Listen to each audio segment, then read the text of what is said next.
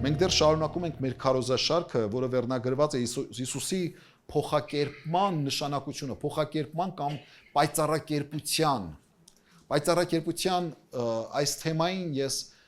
հատուկ ուզում եմ ուշադրություն դարձնել, սիրելիներ, որովհետև մեր ժողովրդի մեջ ոչ այսպես ամբողջական իր խորությամբ է ընկալված պայծառակերպության տոնը, այն հիմնականում ասոցացվում է վարդավառի հետ, իրար ջրելու կամ ջրոցի հետ է ասոցացվում եւ կարծես դա մի քիչ իր շուքի տակ է առել բուն այս տոնի նշանակությունը, պայծառակերպության տոնի նշանակությունը եւ ցավոք սրտի սրա մասին քիչ է խոսվում, սրա խորության մասին քիչ է խոսվում։ Դրա համար մտածեցի, երևի տիրոջը կամքն է, որ ես մի քիչ ավելի խորամուտ լինեմ այս թեմայի մեջ եւ փոխանցեմ ժողովրդին։ Մի քիչ ավելի սա ուսումնակրթական ոճի կարող ենք ասել ինքը քարոզաշարք է, ավելի շատ սուրբգրային համարներ մեջ բերելով, այդ համեմատականները անելով եւ տեսնելով խորությունը այս իրադարձության։ Եվ այսպես մենք կարդում ենք Ղուկասի ավետարանի մեջ, ասում է Ղուկաս 9-րդ գլուխ 28 համարից ասում է այս խոսքերեն գրեթե 8 օր հետո Պետրոսը, Հովհաննեսը եւ Հակոբոսը առնելով լեռը ելավ աղոթք քանելու եւ երբ ինքը աղոթք կներ իր երեսին տեսքը ուրիշ կերպ եղավ եւ իր հագուստը ճերմակ ու փայլուն եղավ ահա երկու մարդիկ իրեն հետ կխոսային որոնք Մովսեսն ու Եղիան էին փառքով երևցած ու անոր այս կյանքեն ելնելու վրայով կխոսեին որ Երուսաղեմի մեջ պիտի կատարվեր Պետրոսը անոր այդ եղողները քունեն ծանրացած էին, երբ արթնացան, տեսան անոր փառքը եւ այն երկու մարդիկը, որոնք անոր քով կեցել էին, երբ անոնք զատվեցան Հիսուսի քովեն, Պետրոսը ըսավ Հիսուսին վարդապետ լավ է որ հոս կենանք 3 խրճիթ շինենք, մեկը քեզ, մեկը Մովսեսին, մեկը Եղիային, վասնզի չէին գիտեր թե ինչ են խոսում Երբ անիկ այս բաները կխոսեր, ամպը եկավ եւ անոր վրա Հովանի եղավ եւ ամպին տակ մտած ատենին վախցան, ձայնը եկավ ամպեն ըսելով սա է իմ սիրելի որդին, նրան մտիկ ըրեք։ Երբ այն ձայնը լսեցին, Հիսուս մենակ մնաց, իրենք լուր կեցան ու իրենց տեսածները այն օրերը մարդումը բան չպատմեցին։ Եթե առաքյալները չգիտեին ինչ էին խոսում, մենք էլ շատ հաճախ չգիտենք թե ինչ ենք կարդում։ Եվ այսպես կարող է կարդանք ու մտածենք դե մի հրաշքեր տեղի ունեցավ ու անցնենք գնանք։ Բայց շատ կարևոր է հասկանալ ինչ ենք կարդում։ Մենք շատ հաճախ սահմանափակում ենք միայն կարդալով, բայց Աստծո խոսքը մեզ հորդորում է ոչ միայն կարդալ, այլ նաև գրված է քննեցեք գրքերը։ Քննելն ու կարդալը տարբեր բաներ են։ Կարդալը դու տեղեկություն ես ուղակի ստանում, պատմություն, իրադարձության մասին տեղեկություն ես ստանում, որ քեզ երբ որ հարցնեն տապանի մեջ Նոյը իր ընտանիքի 8 հոգուց բացի էլ ինչ կար, դու ասես նաև կենթանիներ կային։ Ինֆորմացիան ունես, բայց ինչի տեղի ունեցավ, ոնց տեղի ունեցավ, ինչու այդպես տեղի ունեցավ եւ այլն ես ինչուները ուսումնասիրության ուրեմն կարիք կա, որպեսզի դրանց պատասխանները իմանաս։ Եվ իմ մոտ հարց է առաջանում, ինչու տեղի ունեցավ այս իրադարձությունը։ Ինչ է Աստված շոու էր կազմակերպում։ Ուղղակի այսպես ցուցադրական մի շոու էր կազմակերպում, որ տեսեք, ինչեր կարող է տեղի ունենալ։ Լեռան վրա պայծառակերպություն, հին ժամանակներից հայտնի երկու մարգարեների հայտնություն, երկնքից ամպ իջնել, երկնքից ձայն գալ, թե այս ամեն ինչը ունի իր հատուկ հաղորդագրությունը կամ հատուկ պատգամը, հատուկ կներեք բառիս համար հատուկ մեսիջը, մեզ ուղված։ Մենք սա պետք է ուսումնասիրենք, սա պետք է հասկանանք, որովհետև մենք ժողովուրդ ոչ թե կոչված ենք լինել լոկ հավատացյալներ, այլ կոչված ենք լինելու աշակերտներ։ Տեր Հիսուս իր առաքյալներին ուղարկեց աշխարհ ոչ թե նրանց հավատացյալ դարձնելու, այլ գրված է աշակերտներ դարձնելու եւ գիտեք ովքեր կոչվեցին քրիստոնյաներ։ Գրված է աշակերտները Անտիոք քաղաքում առաջին անգամ կոչվեցին քրիստոնյաներ։ Ուրեմն քրիստոնյան հավատացյալը չէ, քրիստոնյան աշակերտն է։ Հասկանում եք ինչ է նշանակում աշակերտ։ Սովորող, քննող, ուսումնասիրող։ Դրա համար եկեղեցու նպատակը չպետք է լինի միայն մարդկանց հավատքի բերելը։ Լավ է, որ հավատքի ենք բերում, բայց հավատքի բերելուց հետո մենք պետք է ժողովրդին ինչ անենք։ Սովորեցնենք, կրթենք, դաստիարակենք, որպեսզի ժողովուրդը գա այդ աստվածաճանաչության կարևոր հանգրվանին, որովհետև ձեր կյանքի փորձությունների ժամանակ աստվածաճանաչողությունն է, որ ուժ է տալու ձեզ հաղթարելու յուրաքանչյուր փորձություն, որ այս աշխարհը կբերի ձեր առաջ։ Ճանաչողությունն է, որ տալիս է ազատություն։ Ճանաչողությունն է, որ հաստատում է մեր հավատքը, որ մեր հավատքը չլինի լոկ զգացական հողի վրա, էմոցիոնալ հողի վրա, որ երբ որ մեր կյանքում մի լավ բան լինի, մենք ուրախանանք, ասենք, փառք քեզ Աստված, իսկ երբ որ կյանքում հանկարծ մի վատ բան լինի, հանկարծ հուսահատվենք, ընկնենք երկմտանքի գիրկը։ Եվ ցավոք սրտի այդպես է լինում շատ հավատացյալների կյանքում։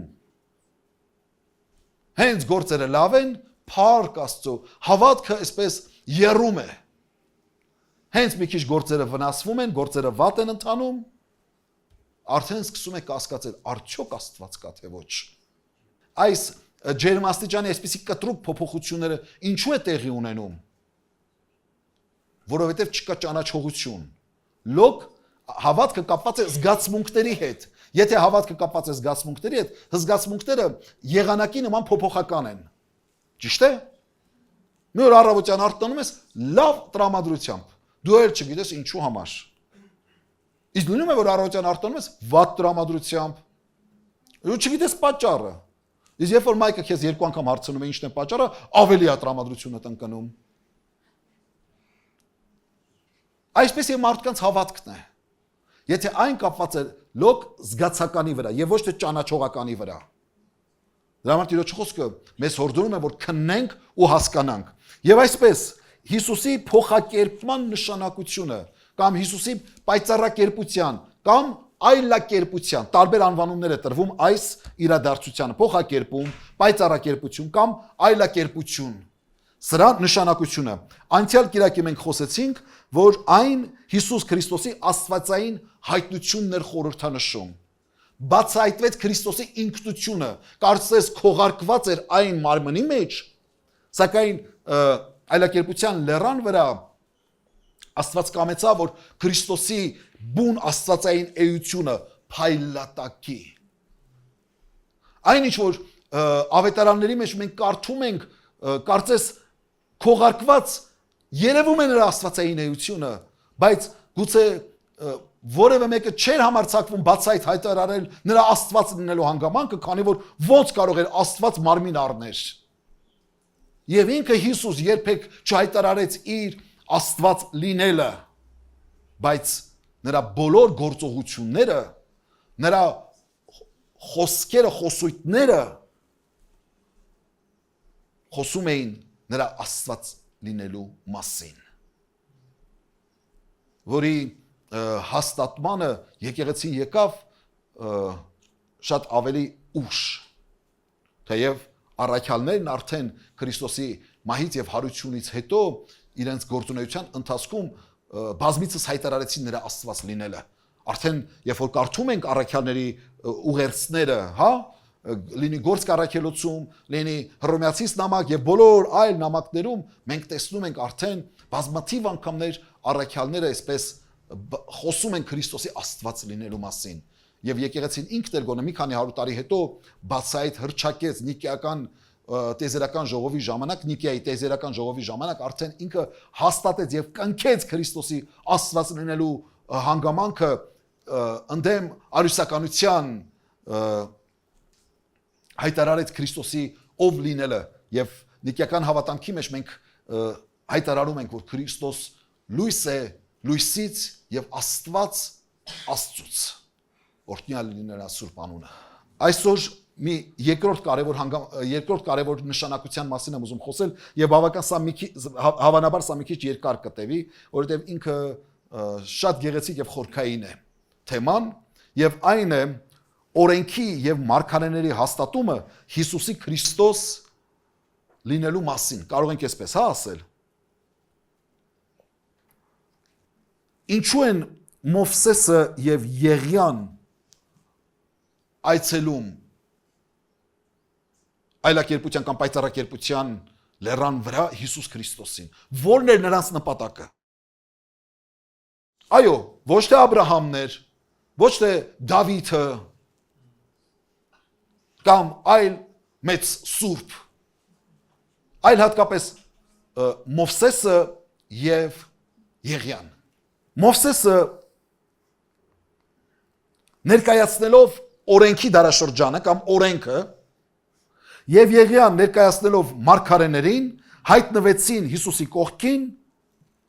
եւ խոսեցին նրա ելքի մասին կամ նրա մոտալուտ մահվան մասին, որ պետք է տեղի ունենար կամ իրականանար Երուսաղեմ քաղաքում։ Այս երկուսը ներկայացնում էին, Մովսեսը ներկայացնում էր օրենքը, քանի որ օրենքը տրվեց Աստծո ժողովրդին Մովսեսի ձեռքով, Մովսեսը խորհրդապատկերում էր օրենքը, կարծես Մովսեսը ինքն էր օրենքը, իսկ Եղիան ներկայացնում էր մարգարեների հավաքական խումբը,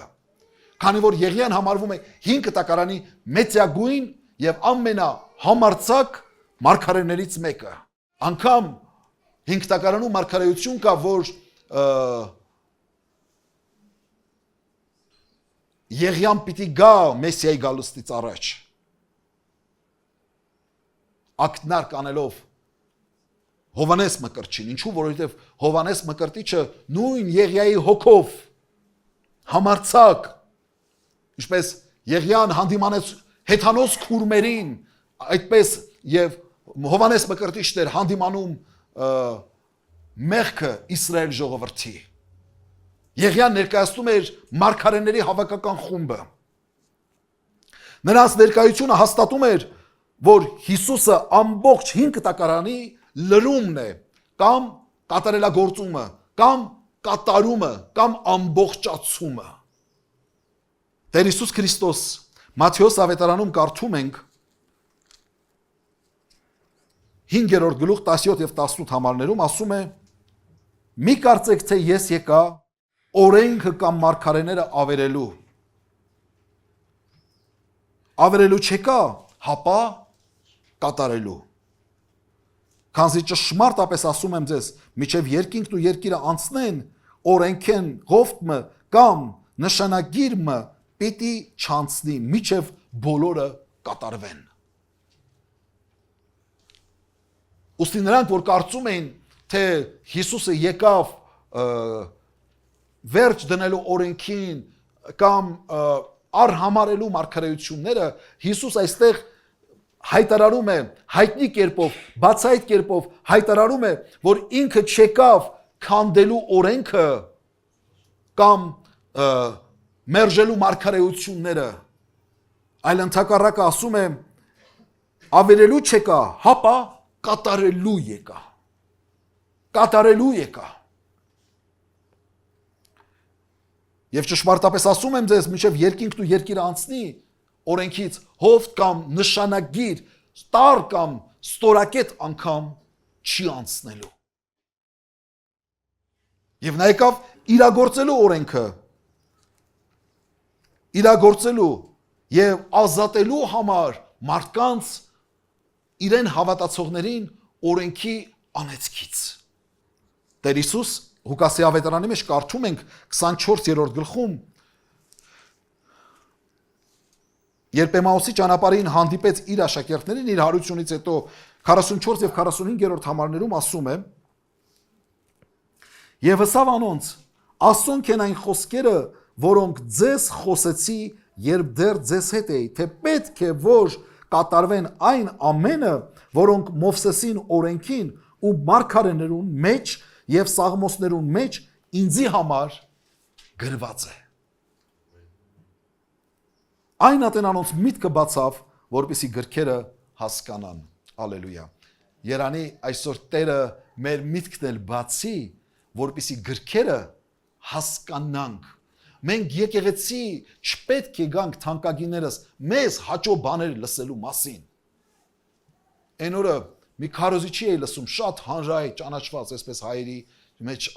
ճանաչված մարդը քարոզում էր, թե ինչու ինքը չի թրաշվում։ Այսպես էլ ինքը ինչու չի սափրվում, թե ինքը ինչքան է սիրում իր կնոջը, որ պատրաստ է գնալ այդպիսի զողողության, որ ինքը չի սիրում բանը թրաշ թողնել, էլի, այդպես մորուք կամ, չգիտեմ, էդի թողնել, այդ մազը թողնել երեսին, բայց քանի որ իր կինը սիրում է եւ ինքը հանուն իր սիրելի կնոջը պատրաստ է անգամ թրաշ թողնելու, ինչ ծափահարություններ, ինչ գովասանքներ, ինչ ալելույաներ եւ ամեններ եւ ինչ փառաբանություն Աստծուն բարձրանում էր երկինք, որ մեր սիրելի հովիվը հանուն իր սիրելի կնոջ չի թրաշվում։ Ախ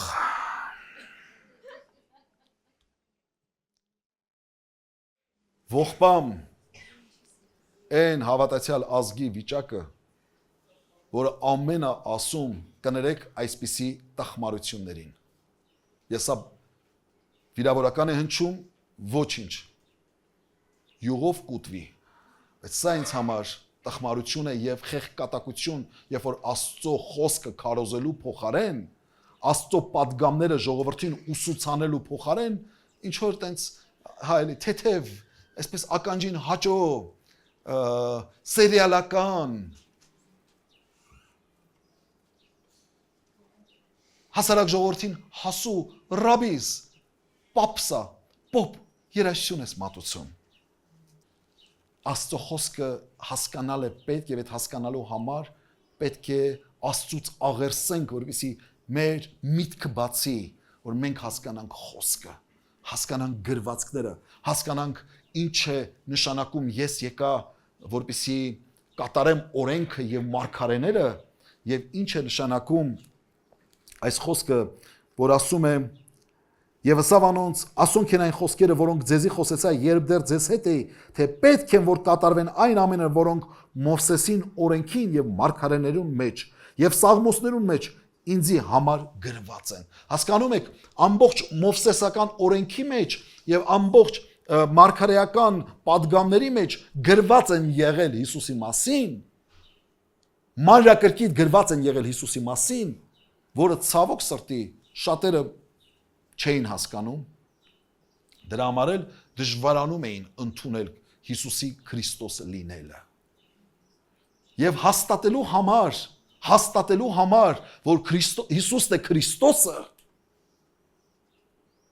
օրենքի դեսպանը, ում ձեռքով տրվեց Աստծո ժողովրդին օրենքը Մովսեսը, ինքը անձամբ է այցելում Հիսուսին, վավերացնելու համար, որ նրա մասին էր գրված իմ օրենքում, կամ Աստծո օրենքում, որ իմ ձեռքով տրվեց, եւ Եղիան, որ համարվում էր Իսրայել ժողովրդի կողմից մեծագույն մարգարե, այցելում է Հիսուսին հաստատելու համար, որ մարգարեությունները հենց նրան էին ուղված կամ նրա մասին էին վկայում։ Օրհնյալ լինի մեր Տիրոջը սուրբ ու պատվական անունը, հիմա ու հավիտյան դարերում։ Սուրբ գրքի գիտնականները եւ աստվածաբանները սովորաբար առանձնացնում են 5 տակարանի 300-ից 400 մարգարեություններ, որոնք կատարվել են Հիսուսի միջոցով, կամ որոնց կատարման մասին արձանագրված է նոր կտակարանում։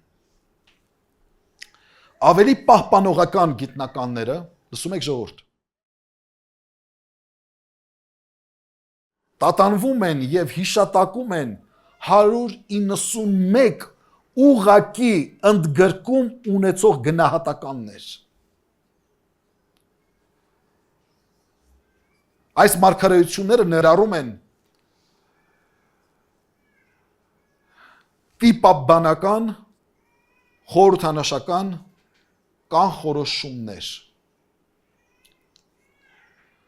Այս մարգարեությունները ընդգրկում են մեսիական կյանքի գրեթե բոլոր ասպեկտները՝ ծնունդ, գործունեություն, պատգամներ, ուսուցումներ, մահ եւ հարություն, անգամ երկրորդ գալուստ։ Հռոմեացիս նամակի մեջ Պողոս առաքյալն ասում է, Հռոմեացիս 1:1-4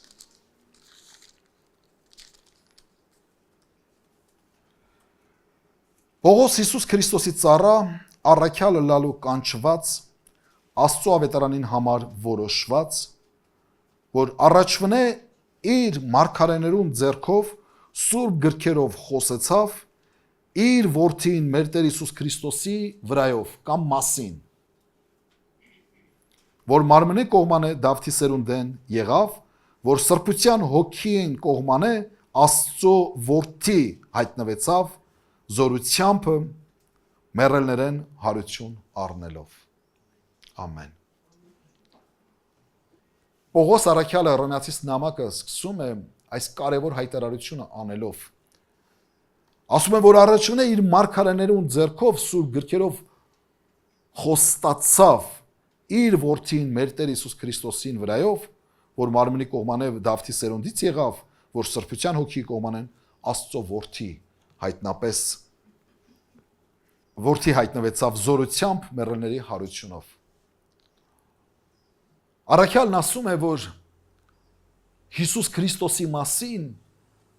նախապես կանխատեսված եւ կանխագուշակված էր օրենքի մեջ եւ մարգարեների մեջ։ Ամբողջ օրենքը եւ ամբողջ մարգարեությունները, այսինքն 5 կտակարանը թանկագիներս։ 5 կտակարանում այդ բոլոր օրենքների, ծիսակարգերի, մարգարեական, կարծես թե կոդավորված խոսքերի ծածկույթի մեջ բնակվում է մեկ ճշմարտություն։ Եվ այդ մեկ ճշմարտության անունն է Հիսուս Քրիստոս։ Նրանք, ովքեր որ ճշմարտապես օրենքի վարդապետներ են, ճշմարտապես օրենքի ուսուցիչներ են, անկարելի է, որ եթե ուսումնասիրեն օրենքը եւ ուսումնասիրեն մարգարեությունները, չգան այն եզրահանգման, որ Մեսիան իրապես աշխարհի փրկիչը իրապես Հիսուս Քրիստոս ինքն էր։ Դրա մասին, ինչպես ասացի, բազում մարգարեություններ կան։ 300-ից 400 մարգարեություններ կան միայն 5 կտակարանում, որոնք իրականացված են նոր կտակարանում կամ իրագործված ենք տեսնում ենք նոր կտակարանում։ Իսկ գրեթե 191 մարգարեություններ, որոնք որ ուղղակիորեն վերաբերվում են Մեսիայի կյանքին, գործունեությանը, ծնունդին, ատրիբուտներ, մանրամասներ եւ այլն։ Մենք իհարկե այդ 300-ից 400-ին չենք անդրադառնալու սիրելիներս։ Սակայն որոշ կարևոր մարգարեությունների մենք պետք է անդրադառնանք ճանաչելու համար Սուրբ գրքի հրաշքը։ Ուզում ենք թե ոչ։ Առաջին, ծնունդ եւ տոհմաբանություն։ Ծնունդ եւ տոհմաբանություն։ Օրինակ 5 տակարանը մարգարեանում է Մեսիայի ծննդյան մասին եւ կանխագուշակում է նրա կուսական ծնունդի վերաբերյալ։ Եսայի մարգարեություն 7-րդ գլուխ 14-րդ համար։ Անոր համար Տերը ինքը նշան պիտի տա քեզ։ Ահա կույսը պիտի հղանա, որդի պիտի ծնանի եւ անոր անունը Էմանուել պիտի կոչվի։ Սա դեռևս Հիսուսի ծնունդից 700 տարի առաջ Եսայի մարգարեն մարգարեանում է, ասում է բաներ, որ երբեք մարդկային ականջը չի լսել։ Եվ այնպիսի ճշգրտությամբ հայտարարություն է անում, որի ճշգրտությունը իհարկե հետո պիտի հաստատվի, 700 տարի հետո պիտի հաստատվի, որ ահա ասում է կույսը պիտի հղանա ու որդի պիտի ծնանի եւ անոր անունը Էմանուել պիտի կոչվի, որ նշանակում է Աստված մեզ հետ։ Երբ որ ասում է կույսը պիտի հղանա, սա չտեսնված ու չլսված բան է։ Ոնց կարող է կույսը հղանալ։ Նա մի մարգարեություն չի անում, որը որ այսպես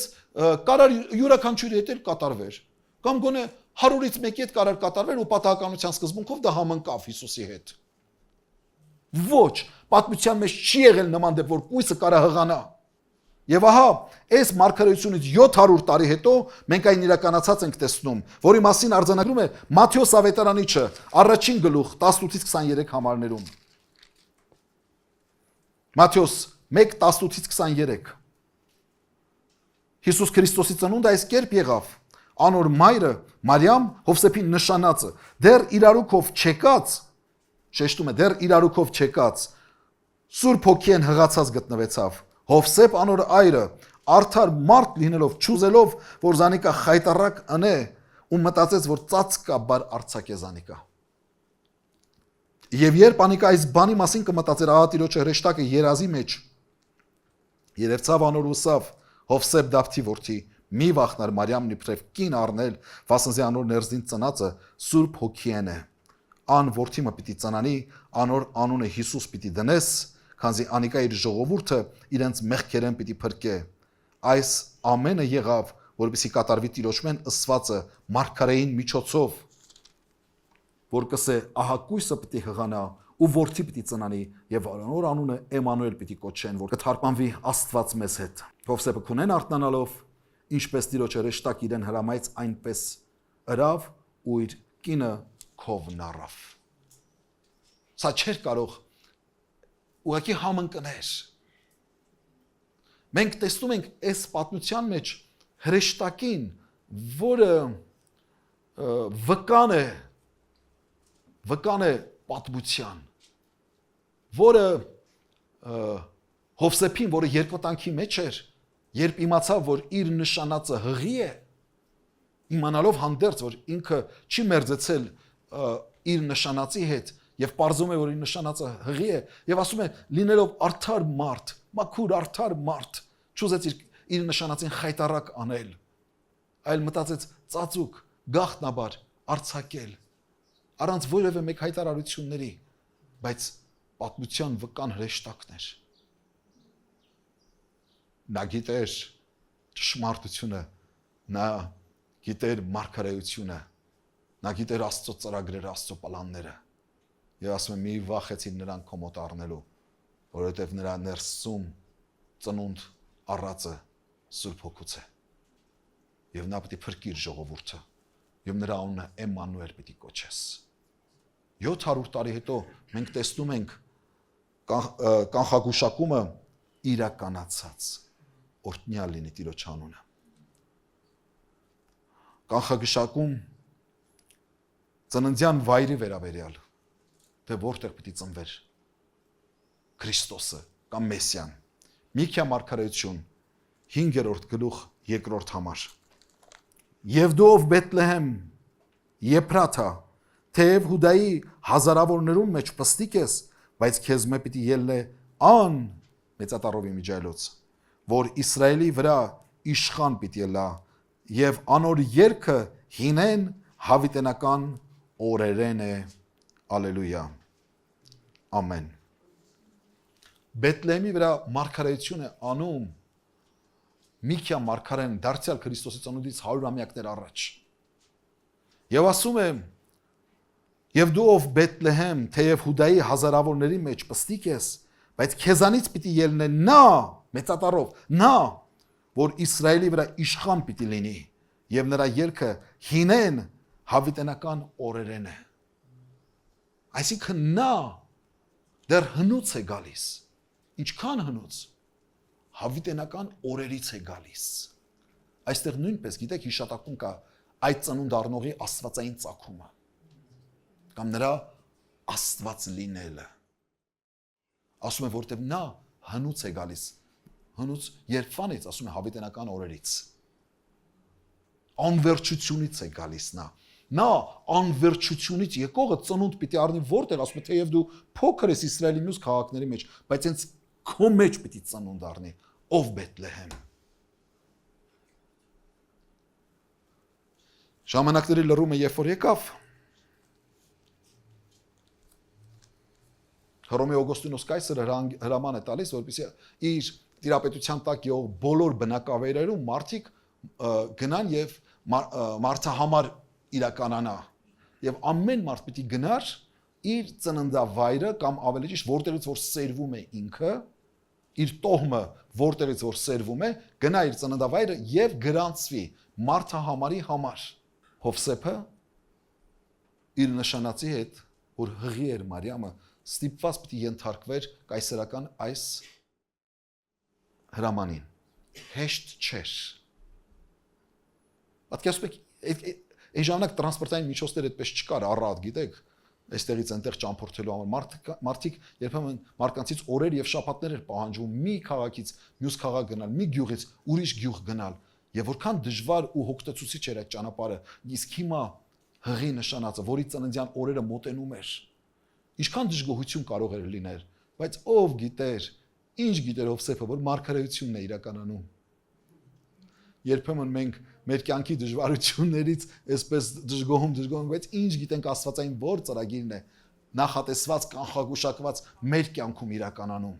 Դրա համար փառք Տիրոջ իր գործերի համար։ Դրա համար ոչ մի վիճակի մեջ չդժգոհենք սիրելիներս։ Այս ուղղակի փոքրիկ էսպես դաս, բայց բուն դասը սա է, որ մենք տեսնում ենք այն իրականացած արդեն իրոք Բեթլեհեմ քաղաքում։ Այս անգամ ես ուզում եմ կարդալ ոչ թե ուղղակի Բեթլեհեմի մասին հիշատակում, այլ մի կարևոր դրվագ Հովանու ավետարանից 7-րդ գլուխ 40-ից 43 համարներ։ Խնդրում եմ բացարեք։ Ժողովրդեն շատ մարդիկ երբ այս խոսքը լսեցին, ըսին իրացնե անիկա մարգարե է։ Հիսուսի խոսքերը, հա, իր մասին հայտարարում է, որ ես եմ կենաց ջուրը, կամ ավելի ճիշտ կենթանի ջրի աղբյուրների մասին է խոսում եւ ասում է ինձ եկեք եւ խմեք եւ այլն, ժողովուրդը ասում է իրոք որ այս մարդը մարգարե է։ Ուրիշները ասացին, ասիկա է Քրիստոսը։ Ուրիշներն էլ միթե Քրիստոսը Գալիլեայից պիտի գա։ Նրանք ովքեր որ քիչ թե շատ գիտակ էին խոսքին, ոմանք լսելով Հիսուսի ուրեմն խոսքերի մասին էմոցիոնալ հողի վրա ասեցին այս մարդը իրոք մարգարե է։ Ուրիշներն ասեցին այս մարդը Քրիստոսն է, այսինքն Մեսիա, ազատարարը, փրկիչը։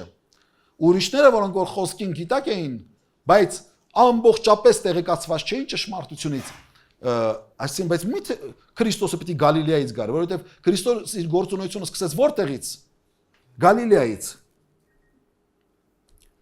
42-ն ասում է, չէ որ գիրքը կսե թե Քրիստոս Դավթի սերունդեն ու Դավթին եղած գյուղեն Բեթլեհեմեն պիտի գա։ Ուստի ժողովրդին մեջ երկպառակություն եղավ անոր համար։ Անոնց մե ոմանք ուզեցին բռնել զանիկա, բայց մեկը անոր ձեռք չտվա։ Մարդիկ տեղյակ չէին Հիսուսի մանկությունից։ Չգիտեին, որ նա ծնունդ է առել հենց Բեթլեհեմում։ Նրանք գիտեին, որ Քրիստոս եկել է Գալիլեայից, Նազարեթից է եկել։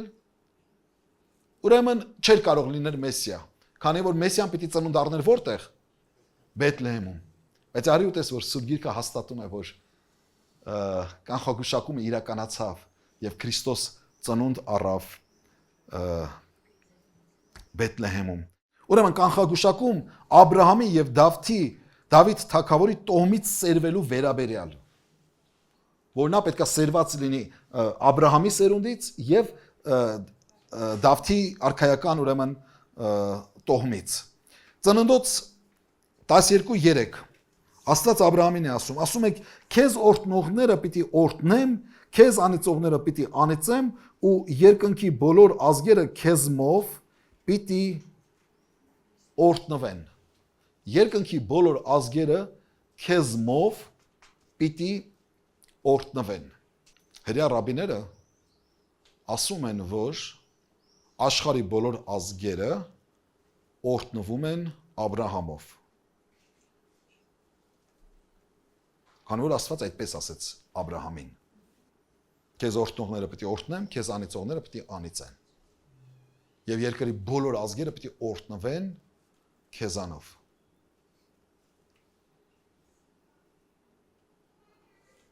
Հիմա կարդանք Գաղատացիս 3-րդ գլուխ 16-րդ խոսքը։ Գաղատացիս 3:16։ Պողոս առաքյալն ասում է. Արդ խոստումները Աբրահամին եւ անոր սերունդին եղան, քանզի չսեր եւ քու սերունդներուդ որպես թե շատերու համար, հապա որպես թե մեկի համար եւ քո սերունդիդ, որ Քրիստոս է։ Երկրի բոլոր ազգերը ոչ թե օրտնվում են Աբրահամով, այլ օրտնվում են Աբրահամի սերունդով։ Ոչ թե սերունդներով, այլ սերունդով, որ է Քրիստոս։ Հրեաներն ասում են, որ երկրի ազգերը օրտնվում են Աբրահամի սերունդով կամ սերունդներով, որ իրենք են։ Այո, օրդությունը եկավ Աբրահամի սերունդից, բայց այդ օրհնությունը Հիսուս Քրիստոսն է բոլոր ազգերի ու ժողովուրդների համար։ Դրա համար Քրիստոսի բերածը մեկ ազգի ու մեկ ժողովրդի համար չէր, այլ բոլոր ազգերի ու բոլոր ժողովուրդների համար։ Դրա համար Քրիստոսով օրհնությունը ճաշակում են ոչ թե մի ազգ, ոչ թե երկու ազգ, այլ աշխարհի բոլոր ազգերը, բոլոր ժողովուրդները։ Ու ստացվում է, որ նրա սերունդով, Աբրահամի սերունդով օրհնվեցին բոլոր ազգերն ու բոլոր ժողովուրդները, որ է Հիսուս Քրիստոսը։ Օրհնյալ լինի նրա սուրբ անունը։ Եվ այսօրվա համար վերջինը։ Երկրորդ Թագավորաց 7:12-13 Աստված խոսում է Մարգարեի միջոցով խոսում է Դավթի հետ 12 եւ 13 ասում է երբ քո օրերդ լեցվեն դու քո հայրերուդ հետ քնանաս քեզ մե ետքը քո երանքետ ելող զավակդ պիտի բարձրացնեմ եւ անոր թագավորությունը պիտի հաստատեմ Անիկա իմ անունով իմ անվանս տուն պիտի շինե ու անոր թագավորությանը աթոռը հավիտյան պիտի կանգնեմ ամեն Այս մարգարեությունը որ Նաթան մարգարեն անում է Միջարոս Նաթանն էլ է մտնում այդ մարգարեական մեծ խմբի մեջ որի ներկայացուցիչ որպես Եղիան եկավ Այս մարգարեությունը որ Նաթանն անում է Դավթին նրա մահվանից առաջ մենք առաջին հայացքից որ կարդում ենք տեսնում ենք այն ուղված է այն ում մասին է այն Սողոմոնի մասին է ճիշտ է լսեք երբ քո օրերդ լեցվեն դու քո հայրերուդ հետ քնանաս քեզ մե ետքը այսինքն քեզանից հետո քո երանքետ ելնող զավակդ պիտի բարձրացնեմ եւ անոր թագավորությունը պիտի հաստատեմ անիկա իմ անվանս տուն պիտի շինե ու անոր թագավորությանը աթոռը հավիտյան պիտի կանգնեմ բնականաբար